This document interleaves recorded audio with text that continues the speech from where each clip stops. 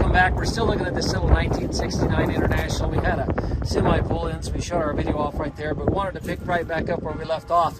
We've got this tank on the right hand side of the truck, but it is a hydraulic reservoir tank. That's not a fuel tank. And there is a PTO in this truck.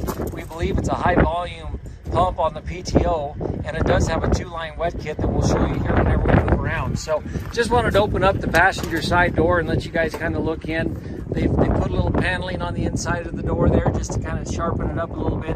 The glass is all good on this side. You can see that they replaced the air windshield wiper motor with an electric.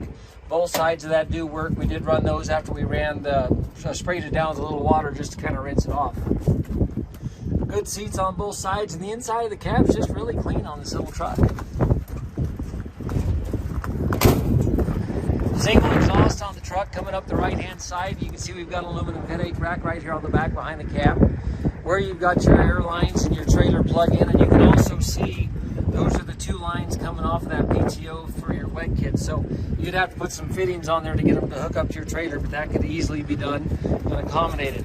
Also wanted to point out that we've got a double frame on this truck, and you guys can see that right there, and I'll pan across where you can see down. This runs right up underneath the cab where they've spliced the frame and hooked it together, because they put a different set of axles under the back end of this truck, and they've done a good job. There's lots of bolts. I'll come back across where you guys can see this. You can see where we've bolted all this together down through there. At least every 12 inches or more, we've got bolts that bolt this double frame together.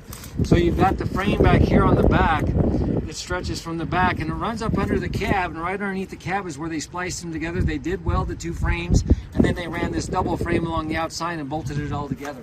So they did a good job with that, and that's how they got the truck. The wheelbase is, we measured it to be 190 inches on the wheelbase on this. So wanted to kind of show you the suspension on this, because we do have airbags on the back. And again, we got 22.5-inch tires on the back with almost 100% tread, guys. They're just like brand new tires. The little man that we're selling this for, he kept it under the shed when he wasn't using it, and it's sure enough awful clean. So you can see the airbags right there. You can see you've got a receiver hitch on the back with your 7-prong plug. Now what you'll notice is they pulled the 5th wheel plate off and put it on a different truck. So if you want to make a 5th wheel plate out of it, you'll have to add that on there, or you could put a gooseneck hitch if you wanted to pull a gooseneck trailer with this. That sure enough worked for that as well. The 671 motor that's in this has been rebuilt, and it doesn't have that many miles after the rebuild. They took the original motor and rebuilt it one time, guys, and then it had some other issues, so they pulled it out and bought a brand new block, new cams, new valve covers, everything, and he estimates that there's less than 50,000 miles on that motor. So you should be in good shape from an engine perspective. And like I said, it's got the 4-in-4 transmission in it. And I did clean off the tag here on top, so you guys can see that on top of the differential.